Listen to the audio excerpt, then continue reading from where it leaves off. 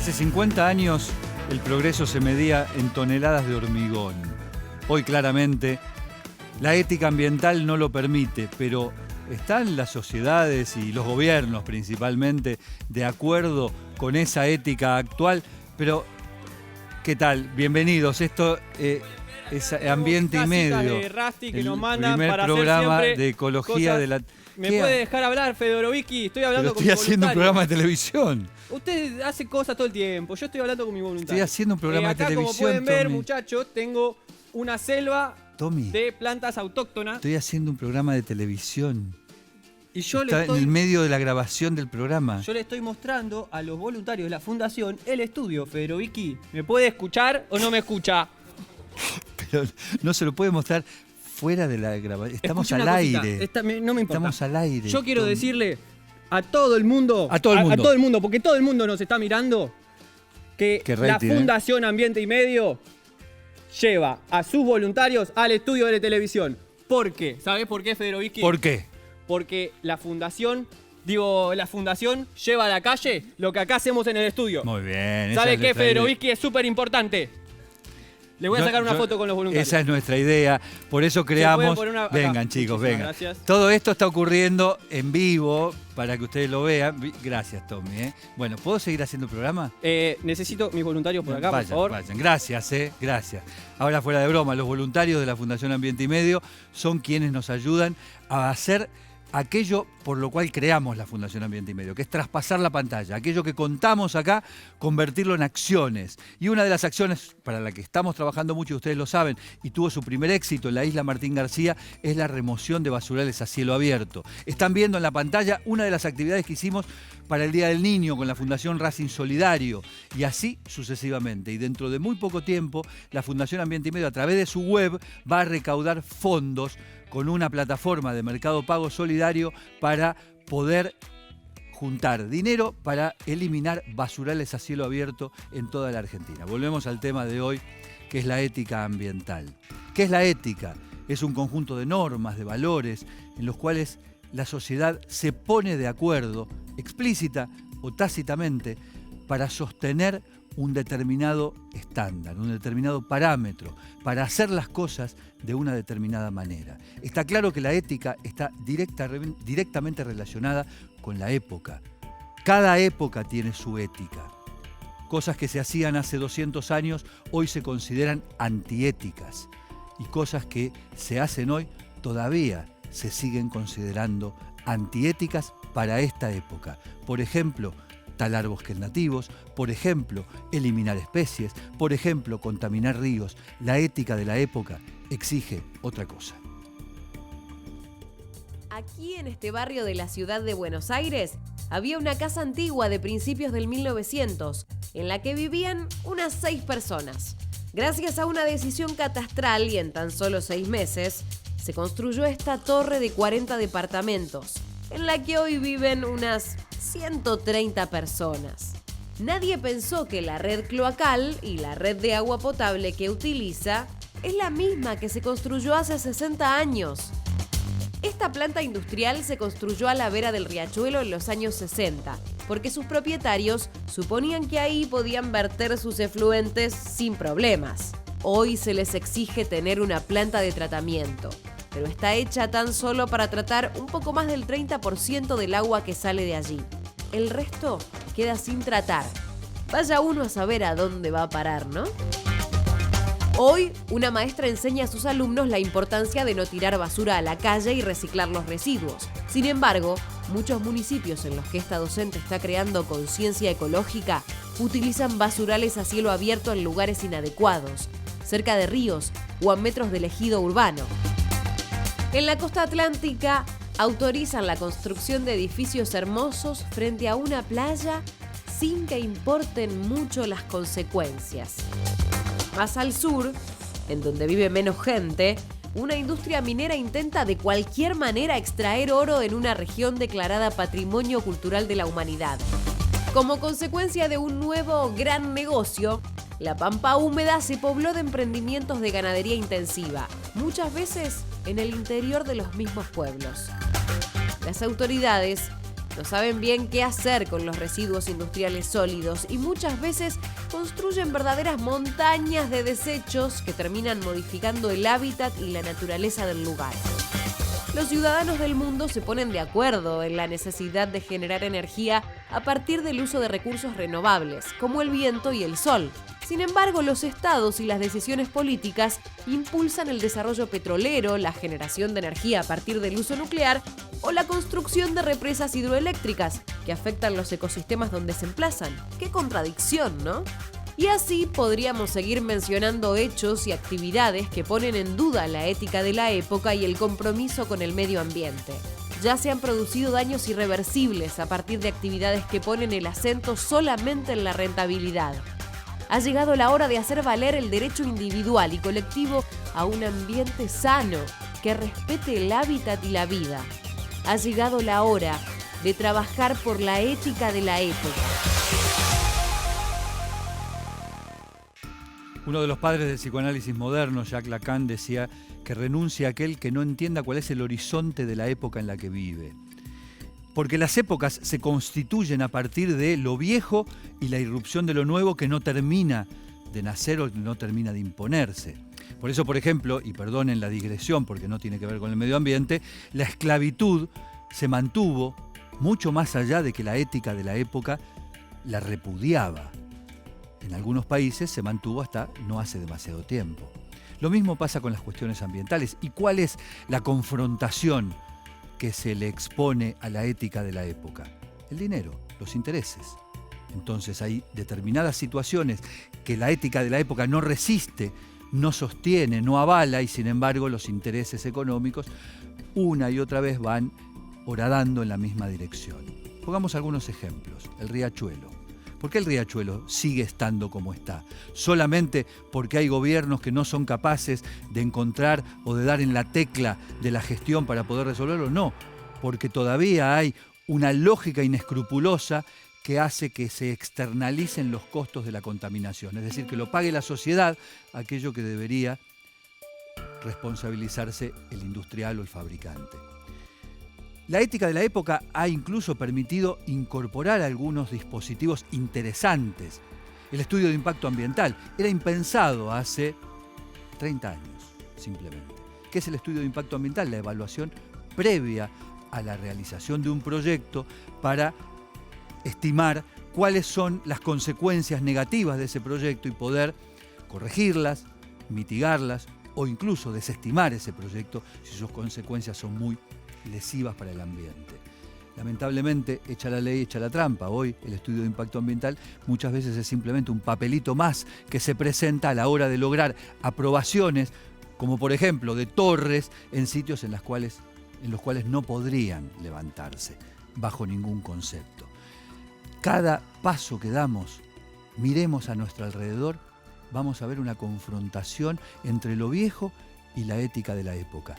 En la especulación inmobiliaria, en la producción agropecuaria. Todavía, por ejemplo, la Argentina entiende o sobreentiende que la cantidad de pesticidas y de plaguicidas que se vuelca sobre el campo es un dato que habla de la productividad, cuando hoy la ética de la época impone avanzar en otra dirección más orgánica, más agroecológica, más a tono con las demandas.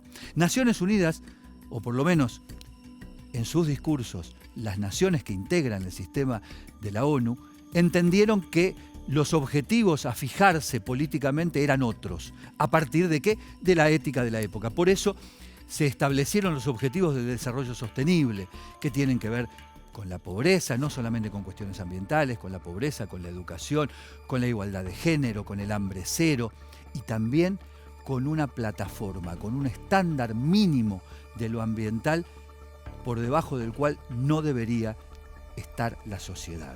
Sin embargo, una vez más, observemos la realidad cotidiana y vamos a ver que la deforestación sigue avanzando a pesar de que uno de los objetivos de la época es justamente no talar los bosques nativos, y lo mismo con la producción, el consumo y centenares de situaciones que siguen siendo anómalas. En esa batalla estamos, en la batalla de lo que el mercado quiere seguir haciendo y lo que la ética de la época considera que ya está agotado. André, ¿cómo Sergio, estamos? Bien, ¿y vos? Muy bien. ¿Qué tenemos allí? Una preguntita te tengo. Haga una pregunta. ¿Escuchaste alguna vez alguna empresa hablar sobre su responsabilidad social y ambiental? Es interesante eso porque si hablamos de lo que impone la época es que todos tengamos una posición a favor del ambiente y seamos verdes y compremos plantas, llevamos la bandera. etcétera, etcétera. Pero muchas veces Muchas lo veces hacen lavándose la imagen, sí. pero no cumpliendo la ley, que sería el primer precepto para estar a tono con la demanda actual. Exacto. Me imaginaba Bien. esta respuesta. Ahora la pregunta es para todos. Pero si alguna vez vemos lo que hacen realmente las empresas, por ejemplo, con sus residuos. A ver. Simplemente hay que estar un poco atentos a la hora de salir a la calle. Por ejemplo, residuos, retazos de textiles. Una empresa de textil le sobra y ¿qué hace con esto? Lo tira a la calle, por ejemplo. Recorrida para comprobar esto, vayan por la zona de La Salada, en la vera del Riachuelo, del lado del partido de Lomas de Zamora, y van a encontrar como todo aquello que sale de la producción legal en los talleres de esa zona termina siendo este residuo. O que nos acaba de podemos mostrarnos André. acercar a un río que algún día lo podemos ver de color verde, otro de color rojo. Ah, eso es muy lindo. Eso es muy lindo también. Hace muy poquito el río Reconquista se tiñó de colorado y no estaban festejando ningún campeonato independiente, entre otras cosas porque no había, pero además Pero nadie se sorprendió. No. Nadie se sorprendió. Se tiñó de rojo. cuestión, hoy teñimos pantalones de rojo, tiramos al río. Una vez, una anécdota, una vez me llevaron a sobrevolar la zona del Parque Industrial de Zárate Campana, que está a la vera del río Paraná, prácticamente en donde están los puentes que cruzan el Zárate Brazo Largo entre la Sí. provincia de Buenos Aires y la provincia de Entre Ríos. Y se veía desde arriba cómo la costa del Paraná estaba cruzada por líneas perpendiculares que salían de cada una de las industrias, una roja, otra azul, otra amarilla, otra verde, etcétera. Cada industria batik. volcaba sus residuos, por supuesto, a través de canales clandestinos y las plantas de tratamiento, bien gracias.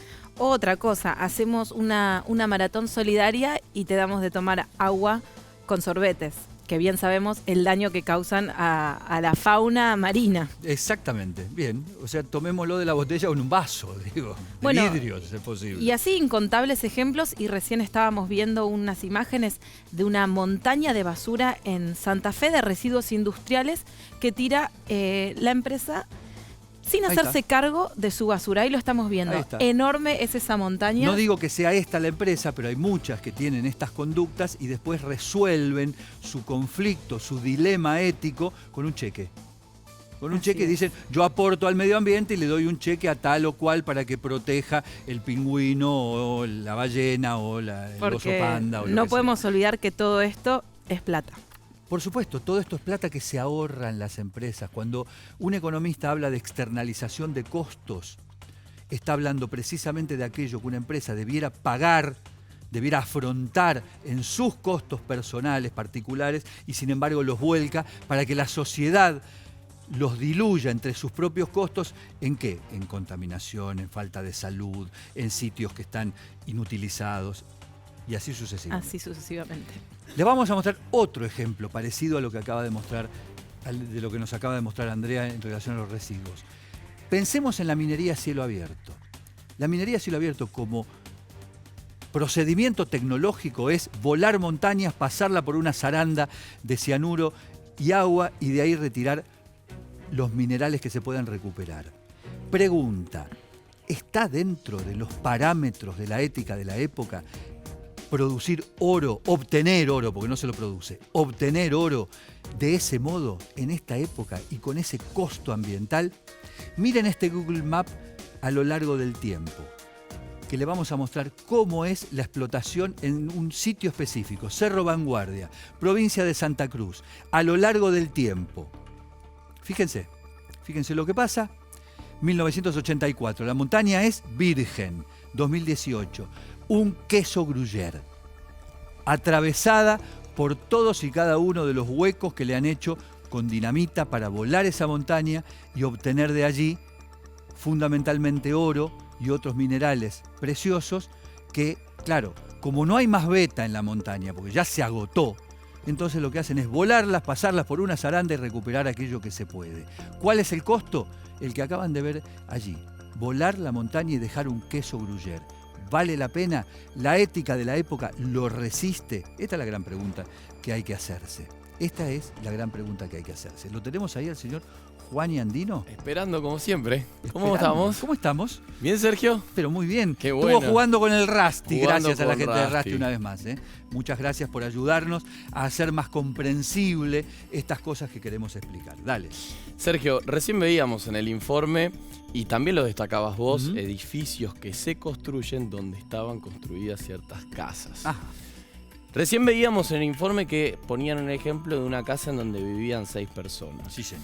A ver, vamos a hablar de las descargas de agua que tienen los inodoros. Ujú. Un inodoro tradicional tiene por descarga entre 6 y 16 litros. En una casa en donde vivían 6 personas, por descarga serían en total unos 66 litros. Bien. Donde estaba esta casa, se construyó este edificio. Donde vivían 17 familias. En una descarga donde vivían 17 familias, tenemos un promedio de 561 litros. Y por supuesto no hay adecuación de la infraestructura alguna. Exacto, y a eso vamos. ¿Por qué? No hay problemas de infraestructura. ¿Y por qué pongo el ejemplo de 17 familias? Porque justamente vamos a nombrar algo de lo que pasó en la ciudad de La Plata, donde estaba esta casa. Ajá. Se construyó un edificio donde vivían 17 familias. Las descargas provocaron inundaciones en el sótano del edificio. ¿Por qué?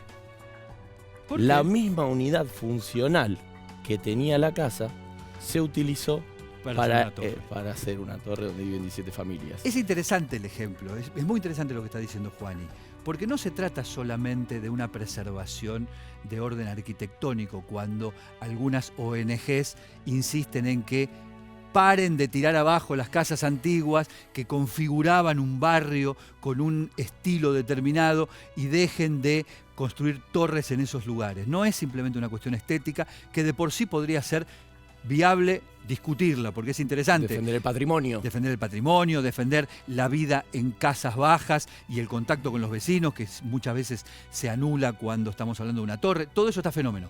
Pero por sobre eso hay un impacto ambiental específico y concreto, que no es lo mismo lo que aporta en presión sobre el ambiente una casa donde vive una familia que una torre. Que una torre. Y que también, Sergio, trajo aparejado otros problemas. Porque claro, al producirse la inundación, saltó la instalación eléctrica.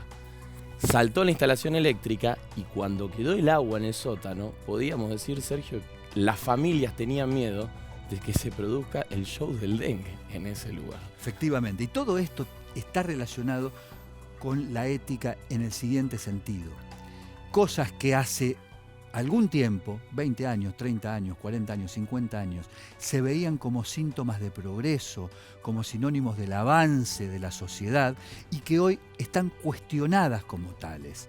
No son síntomas de progreso en tanto y en cuanto provocan inundaciones, provocan daños de este tipo, o como vimos recién, no resuelven el problema de los residuos porque generan muchísima más cantidad de residuos que la que está en condiciones de tolerar el ambiente, o porque demuelen montañas. Todo eso antes era visto como progreso. Les vamos a mostrar algo de época, para que entendamos de qué se trata.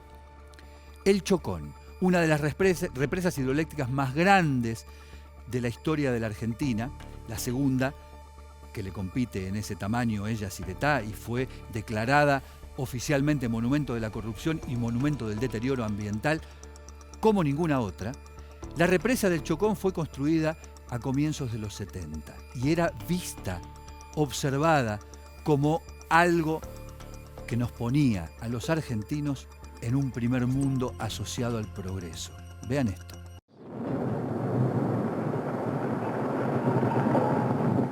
Se tuvieron que volar miles de metros cúbicos de roca para excavar el lugar que ocuparía la sala de máquinas.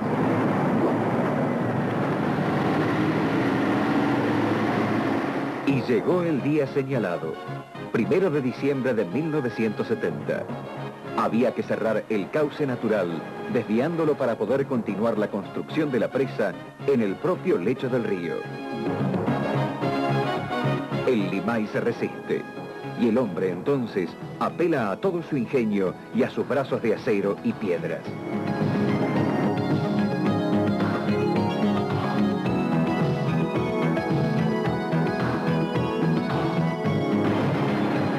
Hasta que las márgenes se estrechan, y el río, al sentirse estrangulado, eleva su nivel y aumenta su velocidad queriendo arrastrar todo a su paso.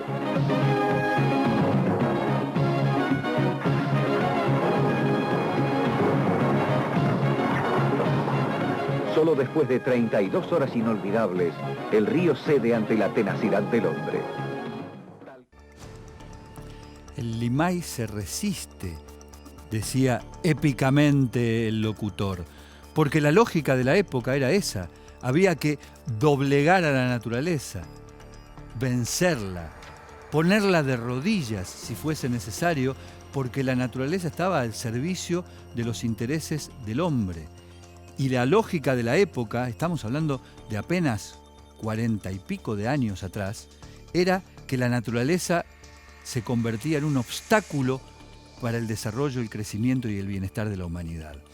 Y durante todo el siglo XX eso fue común, tanto para el capitalismo como para el socialismo soviético. El capitalismo entendía que la manera de desarrollarse, de crecer, de generar cada vez mayor plusvalía era con cosas como esta que acaban de ver ustedes. Y el socialismo soviético creía que la manera de ser independientes, de ganarle al capitalismo, de desarrollar, era la misma. Y terminaron los dos confluyendo. Hay un teórico que se llama John Bernal, que se los recomiendo, que escribió sobre esto en la Unión Soviética y destacaba cómo habían convertido un río en una ristra de represas y el río había desaparecido. En esto coincidieron y el daño ambiental al que llegó el planeta en el siglo XX fue tanto por el capitalismo como por el socialismo y al mismo lugar, el desastre. Por eso la ética de la época lo que tiene que hacer es detener eso y cambiar la definición del progreso. Una alerta ambiental en Ambiente y Medio.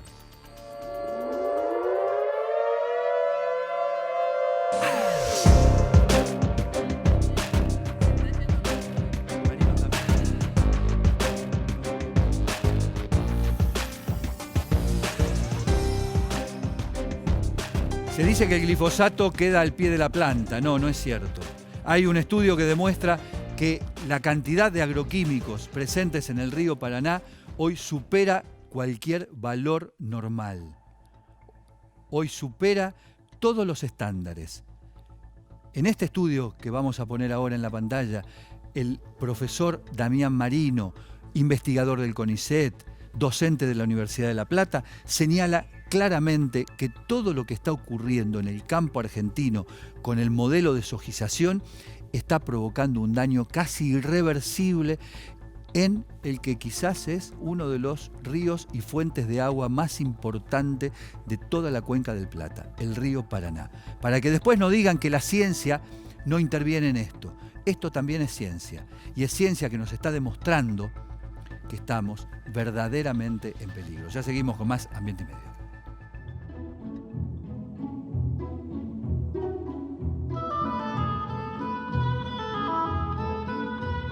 El Parque Nacional El Impenetrable contiene una de las nuevas áreas protegidas de la Argentina. Se trata de un territorio de más de 40.000 kilómetros cuadrados que conserva gran parte del bosque nativo de la llanura chaqueña occidental. Es una de las áreas protegidas más nuevas del sistema y estamos en el corazón del Chaco Seco, que junto con las selvas de Misiones y las yungas es una de las regiones con mayor biodiversidad de la Argentina.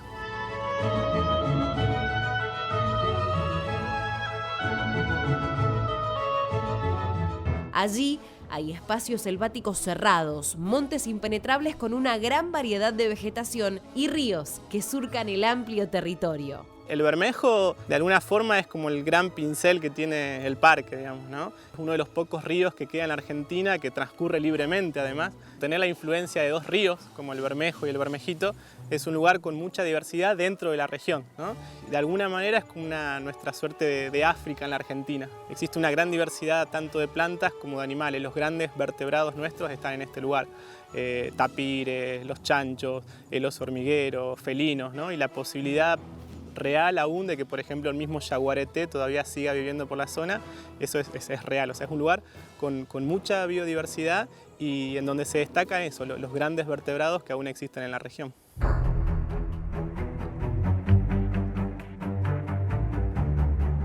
El Impenetrable es una de las regiones mejor conservadas de lo que era nuestro ecosistema chaqueño en sus orígenes. A nivel ecosistémico tiene casi todas sus piezas, digamos, ¿no?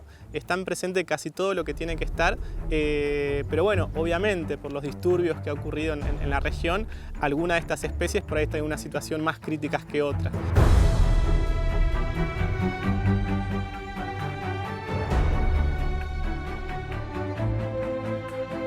Durante muchos años estuvo en peligro de convertirse en un área de agricultura intensiva. Un hábitat muy complejo que cada vez más escaso. Claro. Está desmontando muchísimo el Gran Chaco para lo que es agricultura y otras actividades humanas. Entonces en este lugar es un lugar que podemos encontrar animales que son muy escasos o raros de ver, como por ejemplo el pecarí de collar, el pecarí labiado, el tapir, osos hormigueros, tamandúas. Cuanto menos árboles que den frutos tienen, cuanto menos diversidad tenga el bosque, ellos necesitan o territorios más grandes o moverse mucho para poder tener su alimento. Entonces tenemos menos cantidad de animales y menos diversidad, porque al haber un bosque empobrecido, con pocos frutos, con poco alimento, tenemos mucha menos diversidad. Claro. Y la diversidad es fundamental para un ecosistema sano. Afortunadamente, hoy está protegido y en proceso de recuperación de aquellas áreas que habían sido deforestadas.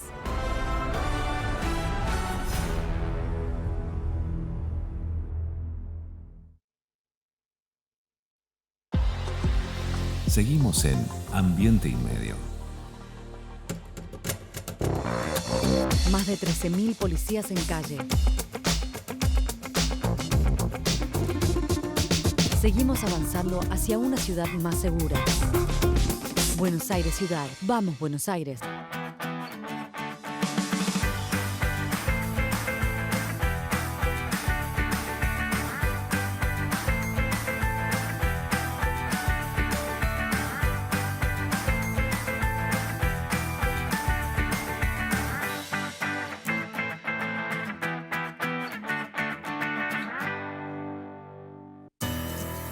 Ecoaula, el segmento educativo de la Fundación Ambiente y Medio. Puede decirse que un estudio de impacto ambiental es un proceso técnico éticamente ineludible para identificar, predecir, interpretar, prevenir y comunicar el impacto que un plan, un proyecto o una obra tendrán sobre el ecosistema y la población vegetal, animal y humana que allí habita.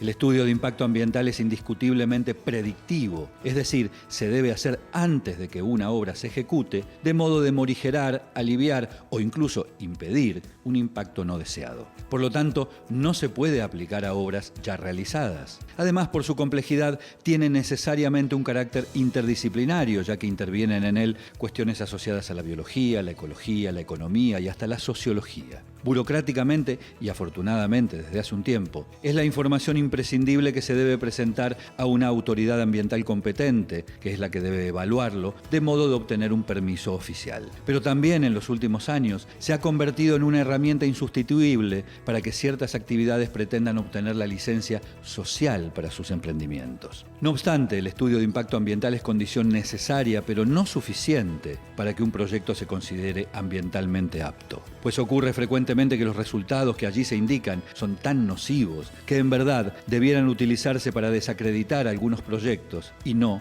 para avalarlos.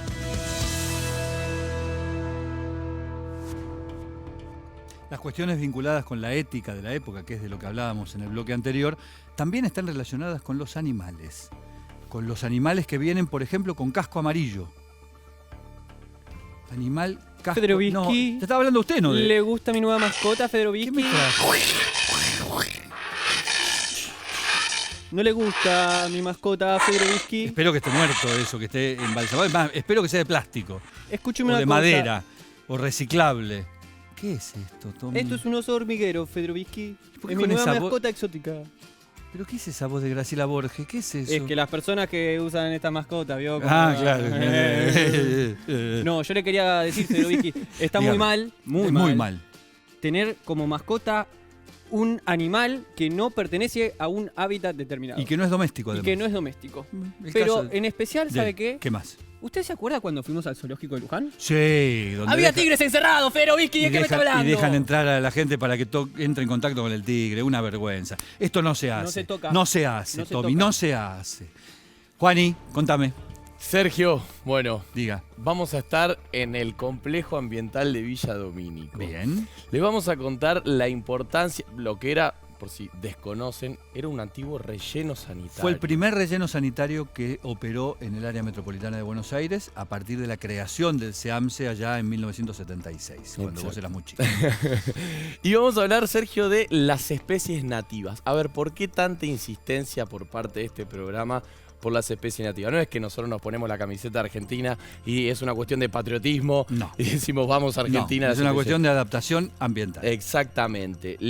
Ahora en este momento van a ver el informe. Les agradecemos al Complejo Ambiental de Villa Domínico que nos regaló la cena corimbosa, ¿sí? Originaria del Cena cono corimbosa. este de América Un arbusto precioso. Latina. Que hoy que- es nuestra planta del día, de hecho. Véanlo, acá está la cena corimbosa. Aquí está, efectivamente. Adelante. Y entre las cosas que trae las especies nativas, Ujú. por ejemplo, la cena corimbosa atrae a la mariposa limoncito. Ah, qué bueno. Muchas cosas más que se van a enterar en el próximo tape de El Complejo Ambiental de Villa Domínico. Adelante.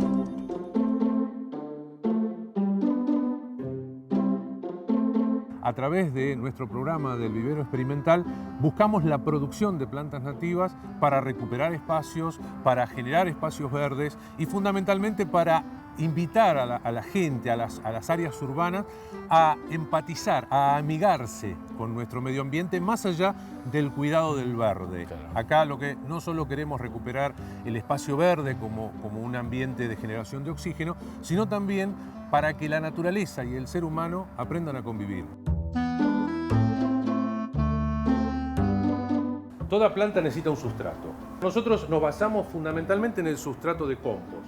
El compost, que lo produce SEAMSE, recuperando material orgánico, ya sea de las podas y de los cortes de rama, cortes de pasto y cordoneo, nosotros fabricamos nuestro propio sustrato, lo que sería primariamente un principio de reciclado básico. Esto sería el proceso de producción tradicional. Claro. Digamos. Sembrar semillas para que los plantines empiecen a crecer. Por ejemplo, acá tenemos anacahuita, ya hay algunas plantas eclosionando, allá tenemos verbena bonaerensis, que es una herbácea originaria y nativa. Esto es una neonatología o una nursería de plantas, como una incubadora donde les damos a las plantas las condiciones necesarias para que vivan de manera artificial, con aquellas plantas que tienen algún tipo de inconveniente en el exterior o que tienen algún grado de amenaza. El ombucillo es una en la que ustedes están haciendo hincapié. Sí, nosotros trabajamos durante estos 3 años que tiene el laboratorio tratando de clonar a la especie y propagándola in vitro. Bueno, María, aquí el trabajo terminado específicamente del ombucillo. Acá lo tenemos crecido. Exactamente. ¿A dónde van a parar? Lo que estamos empezando a probar es plantarlo en la cobertura del relleno, o sea, de lo que es el Complejo Ambiental Villa Domínico. Y después el siguiente paso es jardines botánicos o otras instituciones o municipios.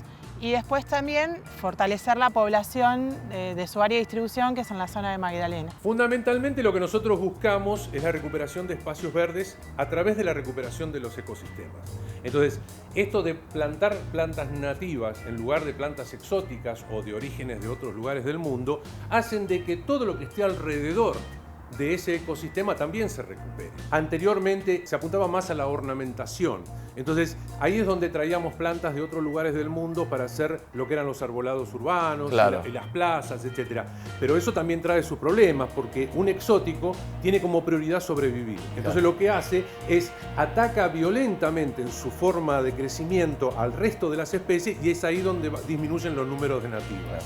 Nosotros, completando el círculo de lo que vieron ustedes, estamos plantando en este espacio que es el relleno sanitario de Villa Domínico, hoy en etapa de postcierre. Estamos revegetando, plantando, restaurando todo el paisaje y convirtiéndolo en un bioparque metropolitano. Ese es nuestro fin último. Esta es la cena corimbosa, con 6 meses de producción. Las regalamos y las obsequiamos a los alumnos que vienen a visita para mira. que a partir de ese momento ellos hagan un trabajo de concientización y empatización con la planta. Entonces, es más, yo les digo de que les entrego un cachorrito. Entonces ellos tienen que lograr ese contacto, esa relación, justamente con un ser vivo. ¿Y a los programas de televisión también se les regala? Sí, sí.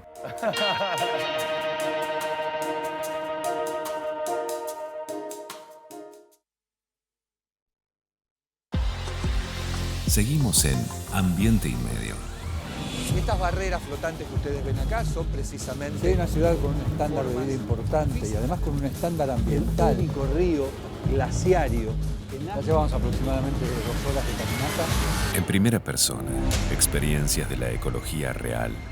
Presentado por... Cada viaje es único, confort y seguridad. Probada en todo tipo de viajes. Nueva Toyota Innova. Siempre se dice que hay que cumplir la ley, que hay que cumplir con la justicia, con lo que ordena la justicia.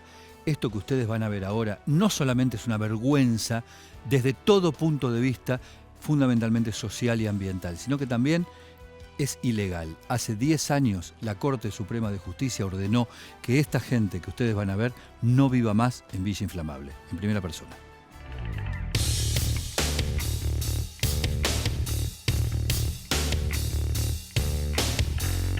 Villa Inflamable. ¿Alguien tiene alguna duda de que estamos en uno de los sitios inconfundibles desde su propio nombre? Si había alguna manera de bautizar a esta villa, era esta, Inflamable. En junio de 1984, a 200 metros de aquí, sobre el Río de la Plata, estalló el buque Perito Moreno de YPF que llevaba una cantidad enorme de combustible. Demoraron 11 días en apagarlo, estando a solamente 20 cuadras de la Casa de Gobierno.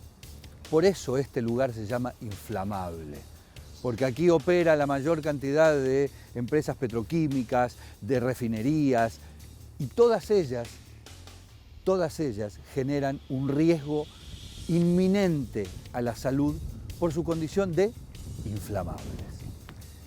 Pero a esto se le ha sumado la radicación de unas entre 1.500 y 1.800 familias que están asentadas en este lugar desde hace más de 3 décadas, conviviendo, por ejemplo, con unas 20 sustancias volátiles altamente cancerígenas que brotan todos los días de las chimeneas de esas empresas.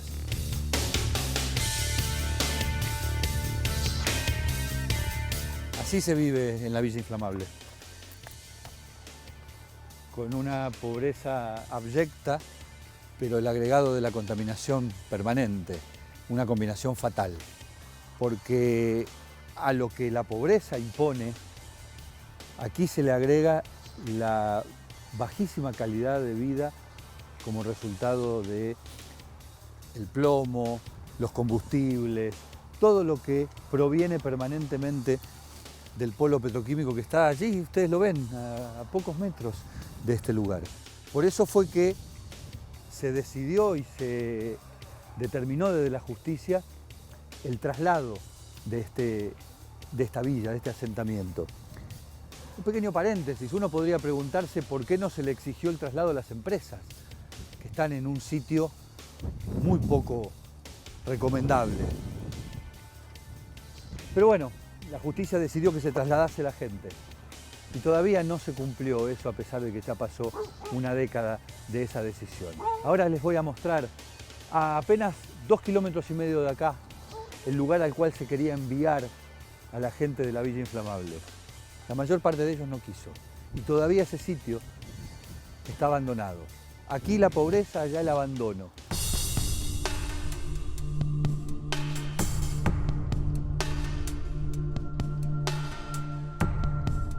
En el año 2003 se anunció que la gente de Villa Inflamable, unas 1.400 familias en total, pero con una etapa inicial de aproximadamente 400 familias, vendrían a este lugar.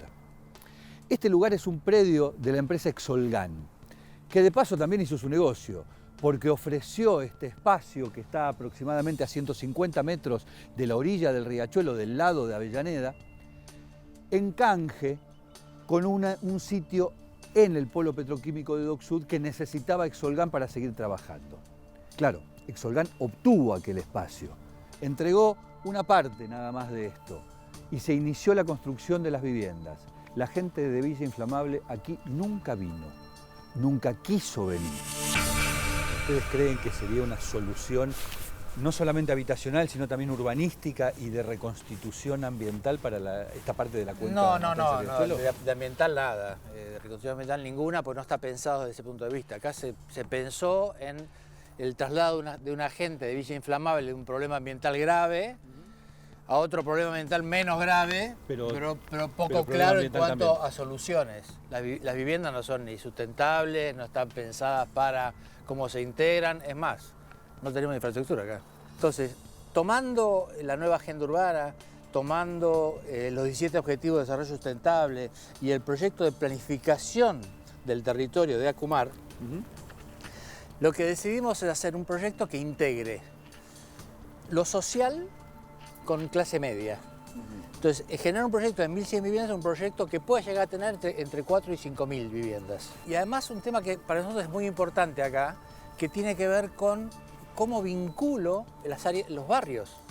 Maciel, Villa Tranquila, la continuidad de Avellaneda hacia el centro y hacia el borde ribereño, cómo me uno con Lanús. Cómo son cápsulas, ¿no? Exactamente.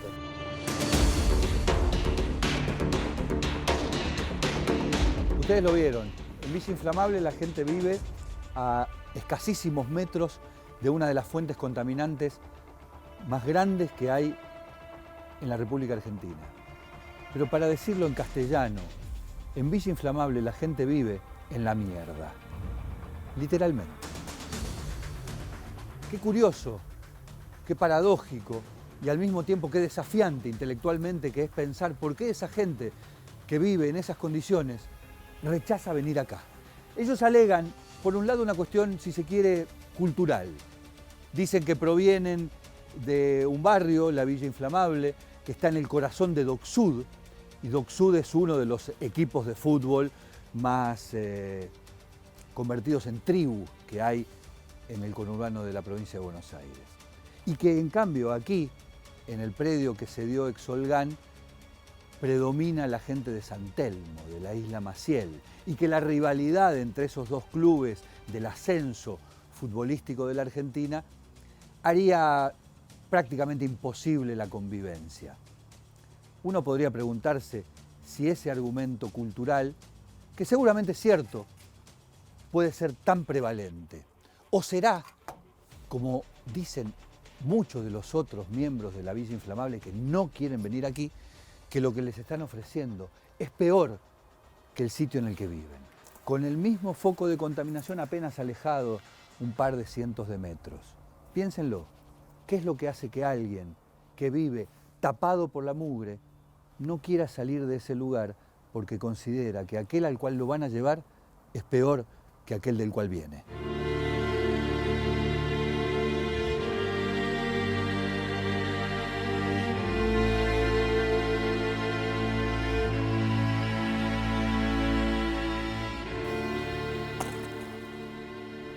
No es tierra eso, tampoco es agua, literalmente. Es el fondo de una casa, de una de las 1.500, 1.800 viviendas que hay en la Villa Inflamable, en uno de los sectores indiscutiblemente más postergados de la misma Villa Inflamable. Y en el fondo de esta casa, como en el fondo de todas las casas de este lugar, hay un desagote que es la cloaca, podríamos llamar, con los efluentes intestinales de los integrantes de esa casa, de esa familia, que viene acá. Hablar de tratamiento y ese tipo de cosas sería más que un lujo, un insulto en este caso. En junio del año 2004, Beatriz Mendoza, con un grupo de vecinos, se presentó ante la justicia alegando que en este lugar no se podía vivir y que esto era resultado de la contaminación sistemática sobre la cuenca Matanza-Riachuelo, en cuya superficie está precisamente integrada la Villa Inflamable. En el año 2003, una organización de cooperación internacional japonesa, la JICA, hizo un estudio en la Villa Inflamable y confirmaron que aproximadamente el 45% de los chicos menores de 5 años tenían niveles de plomo en sangre superiores a lo normal.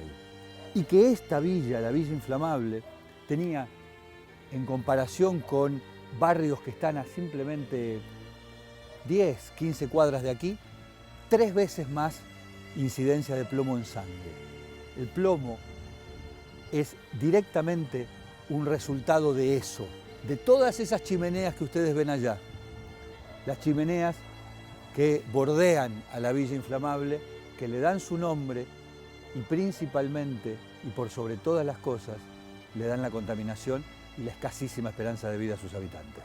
Hay sectores donde han llegado a hacer un pozo para plantar algo, para poder edificar, y se encontraron con que sale petróleo. Y veíamos cómo salía una cosa aceitosa. Todos los vecinos, nosotros nos decíamos que entonces hay algo, o algún caño roto, algo que tendrían que estar atendiendo esa problemática. Las lagunas son nuestras cloacas a cielo abierto. Cuando hay inundaciones, que son los momentos que hay lluvia de 3 días, ponele que hay 3 días que llueva torrencial, o 2 días, un día torrencial, se inunda la gente que tienen nivel bajo. Entonces, lamentablemente, están como están y esa agua le llegan a los terrenos, le entra dentro de la casa, se inunda con todo lo que es la laguna. Lamentablemente, eso después baja cuando ya el agua se va y queda toda la contaminación en los terrenos.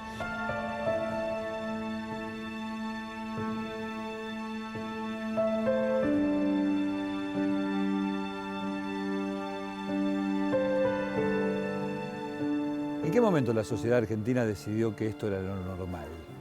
Que esto era a lo cual había que habituarse, que este paisaje de mezcla de pobreza y degradación ambiental era aquello en lo cual muchísima gente tenía que vivir. Hace más de 14 años que esto que se vive en la Villa Inflamable está judicializado. Hace 10 años, una década, que es ilegal que la gente que vive acá, las más de 10.000 almas que habitan la Villa Inflamable, no debieran estar acá, porque atenta contra su salud y radicalmente contra su futuro. ¿En qué momento nos acostumbramos? ¿En qué momento decidimos que esto era así? Cuando hablamos de que la Argentina tiene una situación de catástrofe ambiental, no nos referimos solamente a la contaminación más genérica, nos referimos a situaciones concretas, específicas. Esta que hoy vivimos acá y que nos indigna y nos debería indignar y no debiera ser simplemente un paisaje, es una de ellas.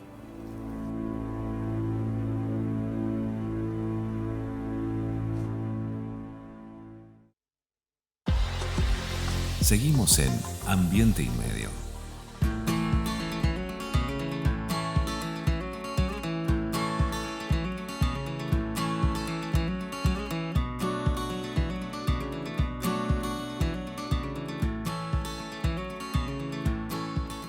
Cuando el juego se vuelve una necesidad, deja de ser un juego. Entre todos, podemos prevenir la ludopatía. Pedí ayuda llamando al 0800-444-4000. Buenos Aires, provincia. Entre todos, podemos más. Hoy hablamos de la ética de la época y también la ética de la época es dejar de plantar pinos, paraísos, abetos, plátanos, esas cosas, y plantar esto, fumo bravo, tala, espinillo, ombú, cortaderas, molles, todas estas plantas y árboles autóctonos que nos fueron en este caso regalados por el SEAMSE, por el vivero de nativas del SEAMSE, y nos dieron esta particularmente, que es la cena corimbosa, y les recomiendo que la planten. Da unas flores amarillas bellísimas y es una planta autóctona. Insistimos con lo autóctono no por una cuestión de criollismo o de chauvinismo, sino porque hace a mejorar nuestra calidad ambiental. Ya lo saben, solo nos queda medio ambiente, por eso hacemos Ambiente y Medio.